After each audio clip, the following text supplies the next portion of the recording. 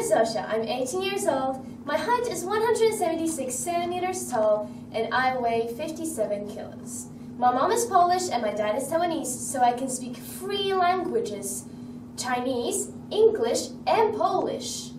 I love to film videos and edit them. I am also a ski instructor, so every single winter I take a whole bunch of kids and we go to Japan to learn skiing. Thank you for tuning in to Macroview Television and welcome to a brand new edition of Taiwan Outlook, the program that presents the people and the stories on Taiwan. I'm your host, Wu Ruiguo. Have you thought about homeschooling? People say that it takes discipline and commitment to be successful in a homeschooling program. We're going to find out on today's program because we are delighted to have as our special guest Ms. Zofia Chen-Wernik, who is currently completing her 12th grade in a homeschooling environment. Welcome to our program, Zofia. Hello, everybody. My name is Zofia Mingxiu. You can also call me Zozo, and I'm really honored to be here. Well, it's a delight to have you on the program, Zofia. Thank you. Like I said, you're completing your final year, 12th grade, in a homeschooling environment. We had the pleasure of having your parents on the program a few weeks ago. And tell us a little bit about yourself, please. First and foremost, my mom is Polish and my dad is Taiwanese. And I actually grew up in Taiwan since I was 4 years old. Good. So pretty much Taiwan is like my home country. Good. But sometimes we go back to Poland. Okay. And I started homeschooling when I was pretty much in kindergarten. So I never went to school, really. No, I sometimes just pop in and say hi to my classmates and all, but not really. And so because I was homeschooling for this long and I never really went to school, my whole education is just completely different than any other kid in Taiwan, really. Of course. And compared with other people's experiences, what is your impression about being in school in a home-related environment? Do you think it's something that really, kind of push you, really inspire you and motivate you to learn some of the skills or subject matters that you would not have been able to if you were in a traditional classroom setting? Yeah, that is definitely true. I mean, for me personally, homeschooling has been a real big part of my life, and it has helped me a lot. Because of homeschooling, I am able, and also my mom is able to help me to adjust my classes, what usually kids learn at school.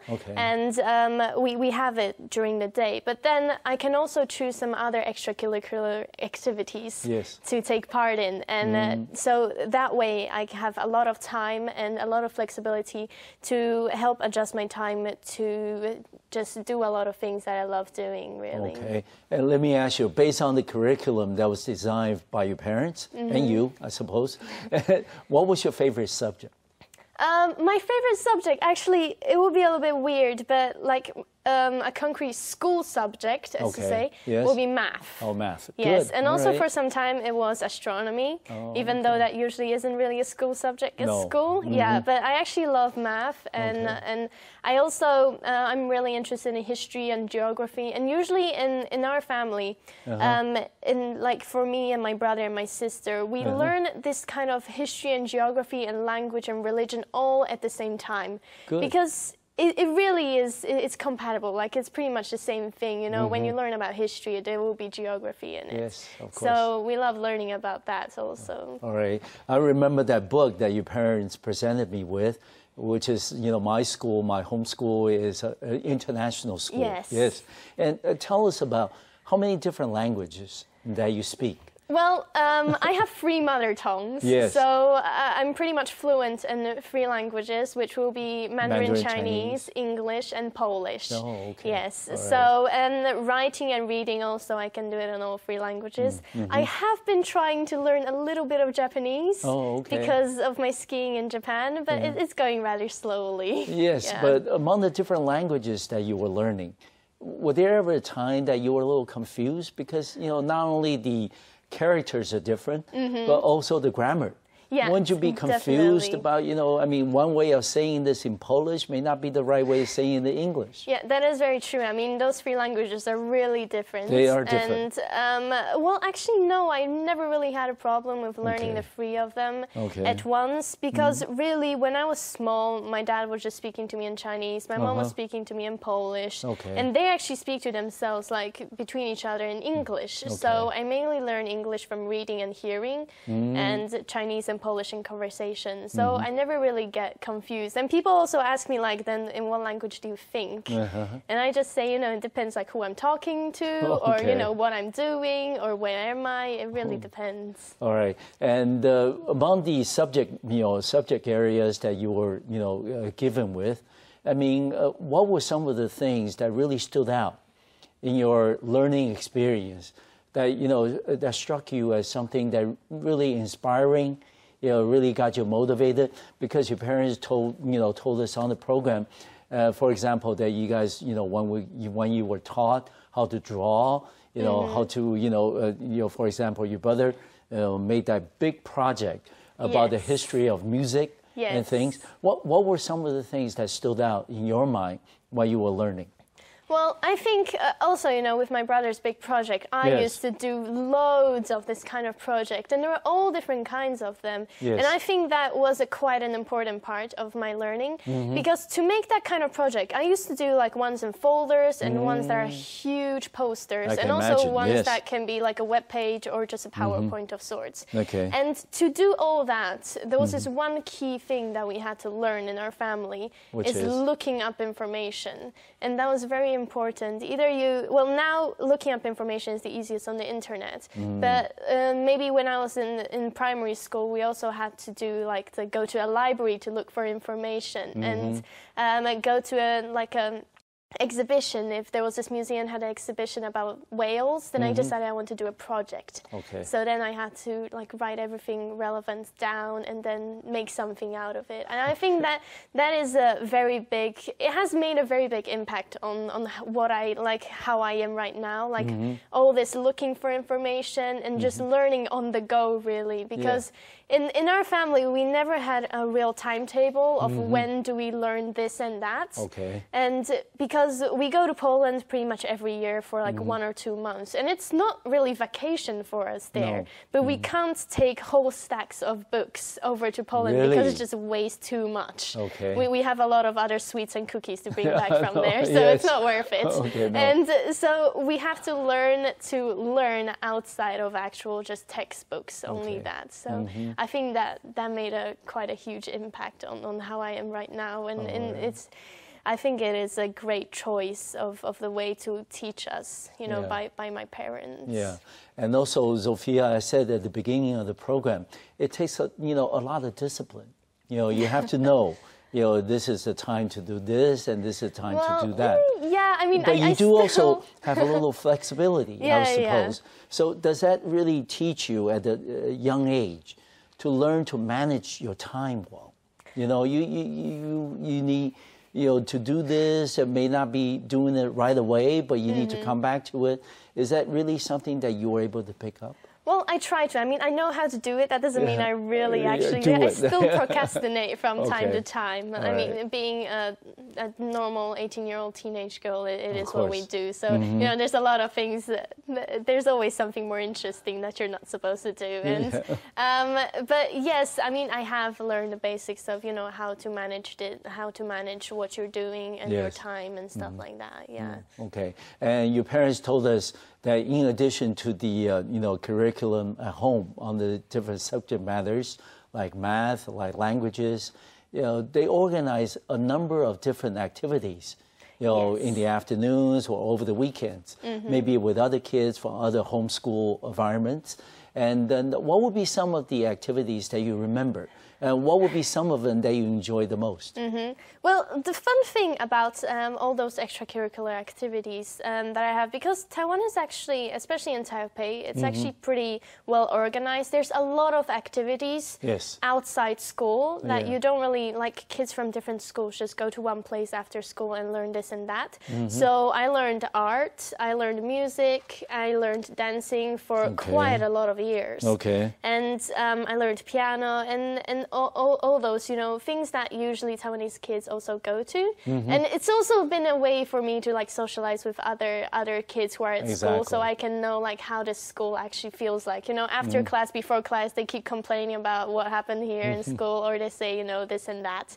And I just gain more information about it from them.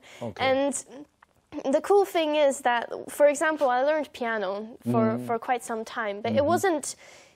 I learned piano for like maybe 1 year, but then I decided that I don't want to practice. I'm not really interested in this, and took a break for like 2 years or so. And then I started learning again because I was like, you know what? Yeah, I want to learn again.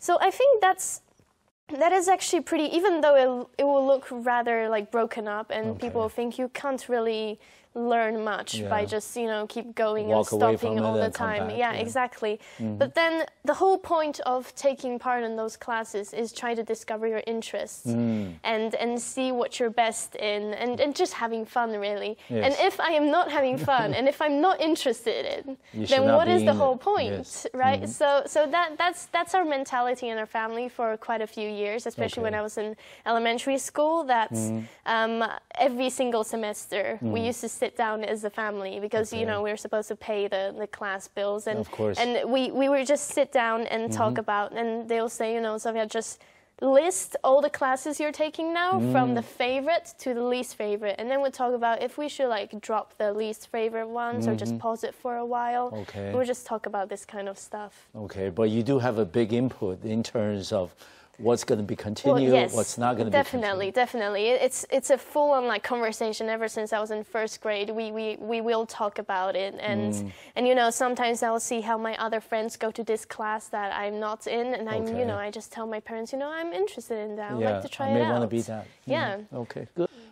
Sometimes a lot of people will say, you know, Zofia, you're an exception because you have a very outgoing personality, you engage, you know, in people conversation very well. But that doesn't happen with all the, you know, children. Some of them, the parents may think about, you know, having a homeschool environment for their kids, but, you know, whether they don't have the experiences or don't have the resources available, you know, whatever the reason, you know, parents may also consider whether if I put my kids in a homeschool environment, whether they're going to be able to interact with people, whether they're going to be able to socialize with people. Was that ever a concern for you, for your parents? And if there was, then how did you overcome it? Well, this question actually, I have been asked quite a lot of times, really. Comes out quite often. Sometimes it just comes like really straightforward. They just ask like, "Do you have any friends?" And then I'm a little bit hurt when they ask that. But to be honest, homeschooling. I'll just come clean. Basically, homeschooling does not make you antisocial, but it does take a little bit more effort for you to be social. But just a little bit more effort. So if you try, like, I mean, to maintain a friendship, you have to do something. Yeah, of course. So I have friends in all different kinds of circles, and I'm just talking about myself now. So I have friends that I go to all those extracurricular classes with, and also other homeschooling friends. There's a lot of homeschoolers in Taipei. And also other people with whom I ski together, with whom I snowboard together, and basically anyone I meet anywhere. And we often have the common interests, and there's a lot of things to talk about. But those are not the people that I meet every single day. No, those are just other friends. I mean, when everyone gets out of school, they don't meet the same group of people every other day unless they're colleagues. So it's the same thing. And for homeschoolers overall, I would say that there are some homeschoolers that might be a little bit not as social as maybe I am or as some other kids are. But I think it's only because, like, even if they went to school, they won't be very social either. I mean, you can see a lot of antisocial kids or a lot of like not so social kids at school. It is completely normal. So I think it's just the whole thing of how they were brought up and you know how they themselves are that decides if they are going to be, you know, really outgoing and all, or do they just like to do their own thing? I remember one thing that your parents said on the program was the fact that, when they first, your parents returned back to Taiwan, they, went to actually quite a few number of kindergartens. Yes. And learned that kindergartens in Taiwan are mostly one full day classes. And, your parents were taken aback by this fact. Yes. So they thought about, homeschooling. So, let me ask you this, Zofia. Now, you've been in a homeschool environment for, 12 years. And then what is your view about the traditional school education system in Taiwan? A lot of people say that this is very much, cram school style. You need to memorize a lot. Yes. There isn't enough room for people to develop independent thinking, to make separate judgments on their own merits. And what is your view about the regular school environment in Taiwan? Well, at first, one can't say like overall all the kids that do not homeschool are just, just like in cram school, they learn just for examinations and they have no personal interest whatsoever, because that's not true. No. There is a handful of kids, but only a handful, that know what they want to do, and they try to pursue their interests, and their families, are full on supporting them. Okay. But I have been to, for example, when I was in the 1st and 2nd grade, I did go to primary school, just a public Taiwanese school in Taipei, once a week. Right. And I was there just to play, really, just to have fun. I mean, 1st and 2nd grade, everyone is just so carefree, and there's like no examinations, and just having fun every single day.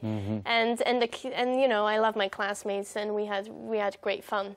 But then later on, when we got into 3rd, 4th, and when it was 6th and 5th grade, then everybody just started learning for examinations, and there was less and less fun time, really. Exactly. And I still went back to school, actually, but I went back for the fun bits. Okay. So whenever there's like an outing, or there's a sports event, or sports, yes, exactly, I would go there and just have fun. So the kids in class still knew me. But then I saw how it looks like in school, and I mean, I saw a lot of pros and cons. Obviously, it's not everything is as bad, but it just started, the pros started going down a little bit, and the cons were like, I found more things that I wouldn't be able to adapt in. I'm not saying that public schools are, they just get worse and worse. That's not true. Just for me, I wouldn't have been able to just fit in to enjoy it. Exactly. I would have to do a lot of changing to be in this system. All right.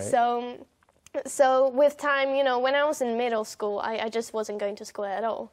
Even though I was still signed up in one certain school, I didn't go there because we even asked the teacher, like, if there's anything interesting going on, then I'd love to just show up and, just say hi to everyone. Part of it, yeah. But unfortunately, there wasn't any fun day. Okay, all right. Literally, like, we asked the teacher, like, for the first year, we were asking the teacher, is there anything interesting going on?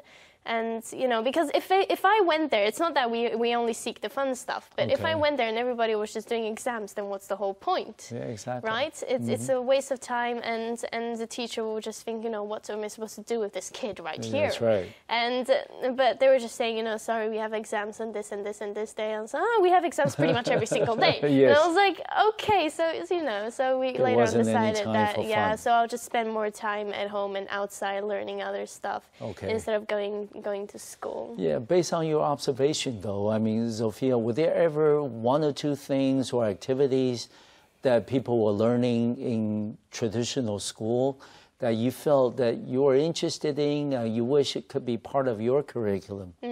Were there ever one or two things?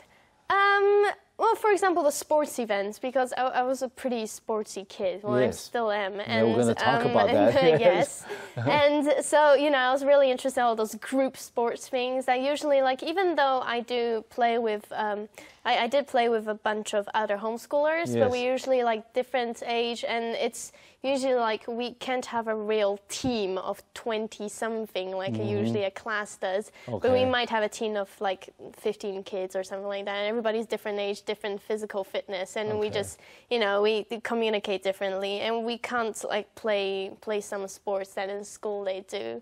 And and also, well, that's pretty much all really, because there isn't much, because outside actually my home, I still go to other classes. I can speak and I can play with other kids my age and with the similar interests. So really what I think I missed out might be, the whole, like the huge group of kids and doing something together. Okay. That is all. But later on I started finding other groups, Exactly. I went to loads of summer camps. Really? When I was pretty much after as soon as they started accepting kids for overnight summer camps, I was going to them. Okay. So my summer was literally filled by back-to-back summer camps, overnight ones. So I had like huge amounts of socializing and playing around with kids my age, and it was just so much fun. Okay, really. But when you having conversation with those other kids, do you ever feel like, they're talking about, a different curriculum than what you were learning at home. Did you think that there was something missing? Because they may talk about math, they may talk about, things they learn together, it does, but not you. Yes, it does happen that they talk about some things that I'm not really familiar with. Okay. But that's where I got my skill of just smiling, nodding. Okay. and pretty much now I am capable of having a conversation about something that I'm not really entirely sure what I'm talking about. No. And it's a special set of skills that once I am in an environment which I'm not really familiar with, I can still talk to them about that certain subject and just learn from it, not just say like, what are you guys talking about? I don't understand anything. So also that way, it's not that I was worried that I won't understand them. I just learned more and more about how school works. Exactly. That way. And that is what we call maturity. Yes. I guess so. And let me ask you this. We only have about 2 minutes left in this part of the program. And if there is one thing that you think that the homeschooling has changed and made a difference in your life, what is it and why? I think the biggest difference it's really how I look on certain things and how I learn things and how I realize that you can pretty much gain knowledge anywhere and from anyone really, and also my language skills that has been a huge pro from it. I mean, if I went to a normal school, I think that I might be if I went to an American school or a European one, my English would be like way better than any other language, and and so on. So I think that is the biggest difference that it has made on how I look upon anything that's happening, and also it's with a huge help of my parents, and also anything anywhere that they put me in. Besides your own personal background, I think the homeschooling experience has really helped you to expand your horizon, broaden your vision. You get to expose to different cultures, languages, and things at a very young age. That is something that not many people will have. You're very sporty, very athletic. Let's talk about the different sports that you've been interested in and being involved with. First, skiing. And you started skiing at a very young age, and you're now a ski instructor. Yes. Can you tell us a little bit about your interest in skiing and how has the skiing experience helped you in terms of getting a well-rounded education in the homeschool environment? Please. Well, skiing, it's an interesting thing, because when I usually tell people in Taiwan that, my passion is skiing and I'm a ski instructor, they're like, but you can't teach skiing in Taiwan. No. And that is true. So I teach it in Japan. Yes. And Japan is where I actually started skiing. Well, at first it was in US, but then my first memory of skiing was when I was like around 5 or 6-ish. I started when I was 2, so I was like super, really, really small. Yes. And it was pretty much like as long as I could stand, and I was just, I was skiing. Yes. Exactly. So, and it was just a family thing. We used to go to Japan every single year in winter, and we would go there for like a week or so. And we would just have fun as a family. And then later on, when we were old enough, we would go to a ski school, and I'll have lessons with an instructor. And it was the best time ever for me, really. It was just a highlight of the year every single year. And later on, I got to know a few other kids in Taiwan that also do skiing, and there was this camp. So we went to Japan for this month-long camp, and we did race training there. And that is where I realized, because if you want to do professional skiing, it goes, basically, you either do racing or you do like freestyle stuff, basically you do flips and all. And what Taiwan had in mind for the kids was racing. So I was on this racing camp, and I did, you know, for racing camp, you just like go like this, slalom down, and then you take a chairlift up and then down again, just repetitive all the time, every day. And I got bored, and I said, you know, I'm not really interested in this. I never was a really competitive person, because, you know, at home there's only me and my brother. He's 5 years younger than me, so I pretty much win in every single thing, other than information about World War II, which he's really good at. And so, because I wasn't so competitive, I wasn't really interested in racing. So I brainstormed with my parents, and we were thinking about, so what else can I do? Because I knew I wanted to do more skiing in the future, and I needed to like make money out of it. Because, you know, back then my parents already, you know, told me that if you want to ski, it is quite a pricey thing. You need to, you still need to hold yourself up. So we thought about it, and then we came up with an option. How about become a skiing instructor? So when I was 14, I went to Quebec in Canada, where everybody just speaks French, even though it's Canada. I was so confused. And there I got my Canadian instructor certification, level 1, at the ripe age of that. I was like 14 years old. It was pretty much like the low. You were there by yourself? Yeah. No, I was there with my family, definitely. And I was the youngest, pretty much, instructor. And I got my certification and started teaching in Japan, teaching Taiwanese people. And that is where I realized that I really want to be a skiing instructor. Yeah. So later on, so, you know, I just came back from New Zealand, getting my level 1 in snowboarding also. And I think that skiing helped in my homeschooling. It helped quite a lot, because by being a skiing instructor, there's a lot of socializing involved. Like there's customer service, and there's, you know, you need a little bit of language, and you need to know how to deal with this and that. There's like on-the-spot problem solving that needs to be done ASAP, like really. And it helped a lot in other things too, because there's a lot of skills that need to be put in the ski instructor. It's not just the technical aspects. Yeah, definitely not. If you can ski, doesn't mean that you can be a ski instructor. There's a huge gap. And you talk about getting your level 1 certificate from Canada, and we, you know, I have here holding in my hand. This is level 2. Yeah, you got it from New Zealand. Yeah, that is a record of attendance. Because I tried to take the level 2, and I realized that level 2 in New Zealand, it's quite hard. It's really hard. Like, I can imagine. For the teaching part, I actually got a pretty high score. I'm really, really happy that happens, and I was really surprised. But for the technical part, because the snow, because skiing is an open environment sport, so, you know, anything happens, the weather changes, whatever, the snow changes, and your style just has to change completely. And so I wasn't really used to the New Zealand conditions yet, so it was quite a challenge to actually do it right. So I passed the teaching part, but failed the technical part. But this is the certificate.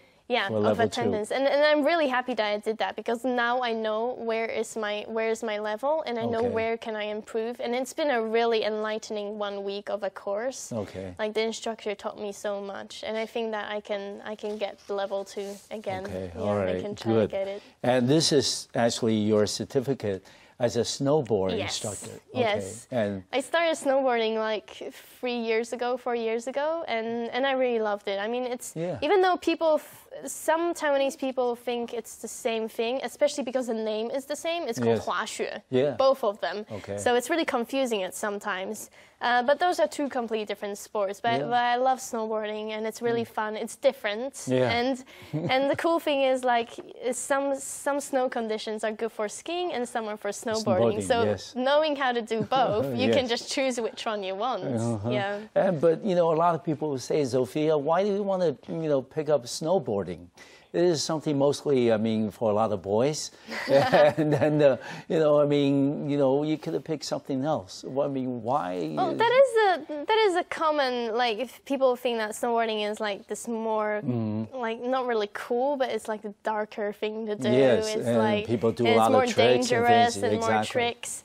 But well, I would love doing that, but because even in skiing you can do a lot of tricks and stuff. But I wanted to learn snowboarding out of a lot of reasons. I tried it out because I was curious, and then I liked it because it was just different, but on the same environment. It was just it's a new thing. I love learning new things. I really like doing that, and also it helps in teaching because like when you go to a ski school and you say that you're a ski and a snowboard instructor, that's a huge plus. It's a huge plus. People will give you instant credibility. Yes. Well, yes. And Zofia, I have in my hand, and this is the brochure about the ski camp that you're going to be doing in Japan, 2015 to 2016. But what is more special about the brochure is you see the little drawing on the, on the brochure. They were done by Zofia. Yeah, it's both on this side and the other side. Yeah, let me flip it over. You okay? Yeah. All right. Tell us a little bit about this ski camp.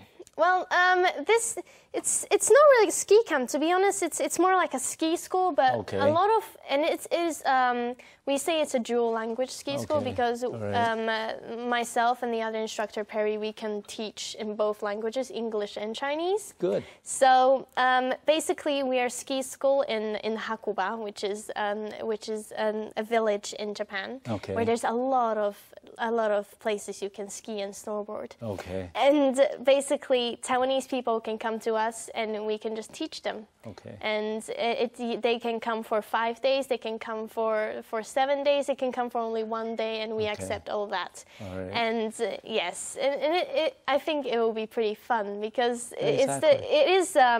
pretty much it's my ski school. Like I'm opening it with the help of a few others. You're meeting the challenge from your parents. You're going to continue skiing. You got to be able to support yourself. Yes, exactly. So if skiing, you have to. There's a lot of things you have to pay for, and you need to find the resources for it. Yeah. And also, I really love teaching. To be honest, like I'm not teaching just for earning something or just for popularity or whatever. I really love teaching.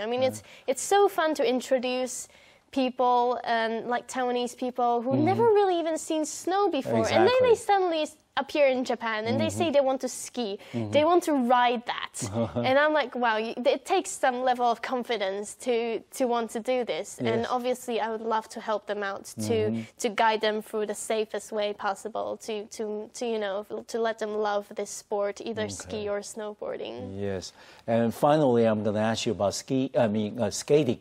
This is something we'll come back to in the next segment as well. And you've been doing skating for some years, and you also made, won a prize in 2012. And then tell us a little bit about that experience. Yeah, well, ice skating, it has also been going on for quite some time, even though I stopped about 4 years ago. Yes. I stopped skating then. But before that, I was doing it for a very long time. And I started because my mom was an ice skater before, and she just wanted to bring me... Oh, she didn't tell me that on the program. Oh, no. Okay. Well, maybe I shouldn't say it. No. But she was an ice skater before, and so she brought me to a skating rink. And Taiwan just had a skating rink when I was like 5 years old. Okay. They just opened one, the first bigger one, like a proper size. In Taipei Arena? No, it was actually before Taipei Arena. It was in Xizhi. Oh, yeah. And there I started skating, and then an instructor, he skated and to us and asked natural. And he just said would you like to have some lessons? And I was like, yeah, sure. Okay. And so I started taking lessons for a couple of years. Okay, and, good. I changed a few instructors here and there, and it was really interesting.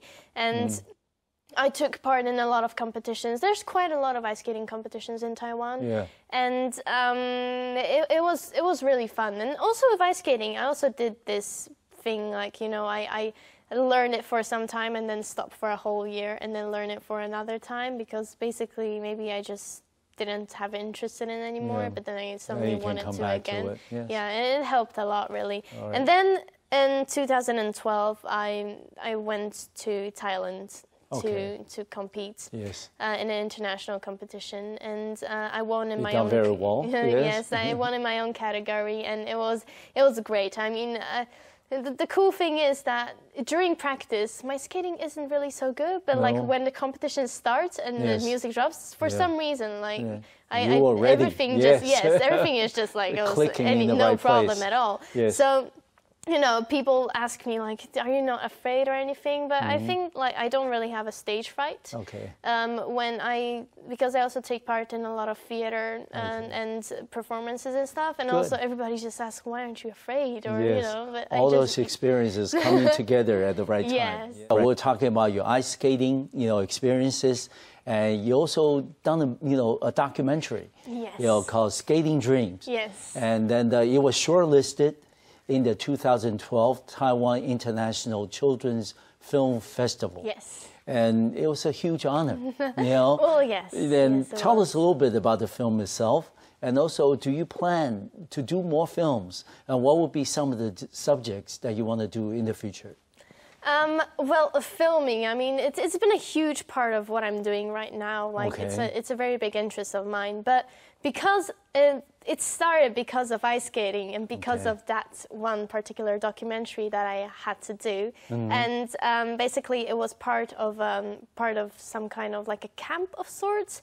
Basically, you had to write up a proposal for a film, and once it passes, someone will help you, will assist you in some things, like, you know, just guide you what kind of programs to use, you know, what kind of techniques, but that's pretty much it. Anything else, you have to figure it out yourself. And so I, myself, along with two other homeschoolers, we did this documentary called Skating Dream, which is basically about how I was preparing to go to Thailand for that particular competition.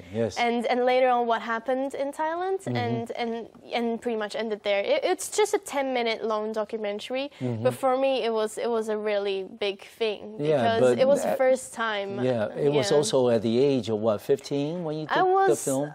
Yeah, I was 15, 14, I was quite young back then, 15, 14. It wasn't easy, Yes, it was quite a tough thing to do, and because back then I already loved doing things with computers and just playing around, and, you know, sometimes even just pull up an Excel sheet and just write different things on it. And once I got to know that in filming, a huge part of it is actually being on a computer and doing all the editing and all that kind of stuff, I got really excited. So after we filmed all the material, I started doing the editing part, and I learned a lot during that. And even though it was really complicated and really hard, it just got me more interested, because I love new things and I love complicated things, and I want to, you know, I want to see how to get this more simplified and how to make it easier. So once the product came out, it got into the children's festival and film festival, and I was really glad. It was quite an honor, really, and also quite a lot of people saw the film and congratulated me on it and liked it, and I just thought, you know, why not continue doing it? And, you know, I already have all these programs and my equipment and those skills in my hand, and why not just push it even further? I mean, it would be such a waste. So I started, because back then I was watching some YouTube videos of other people making films and some other filmmakers doing things, and I decided, you know, I'll open up my own YouTube channel, and I might make like little documentary shorts, but not really documentaries about my next door neighbor or anything. Just maybe us going to Poland, and I'll just film the whole way, and then cut it into little pieces that are fun, and try to put in some fun cinematography in it, just fun effects. Good. And I was just playing with the program because I never learned how to edit, and an editing program is something really, really hard. There's a lot of things in it that if you don't know it can do, you'll come your film will be really dry and it won't have anything special.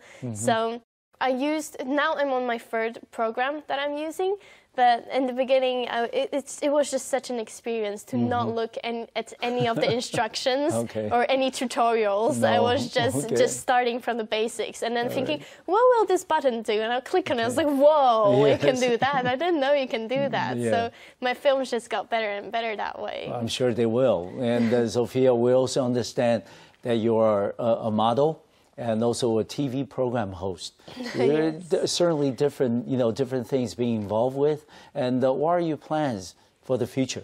Because you have so many different options in front of you. We see so much potential in you. You can be an instructor. You can continue to teach people about the languages. You can also do modeling. You can do films. You can do TV programs. What would you like to do? What would you like to see Zofia in 5 years' time? Well, that is a great question because really you can see that I do a lot of things. Like I have a lot of interests, and some of them are not really similar. I mean, there's not a lot of people who can, say that modeling and skiing is similar. Yeah, that is also true, to be honest. None of them are easy. And I would say that, all of these things I'm really interested in. And just like what I have been doing for the past 12 years, whenever I have something I'm interested in, I go and try it out. And if I have less interest, I might stop it. And if I'm interested in it again, I'll just continue.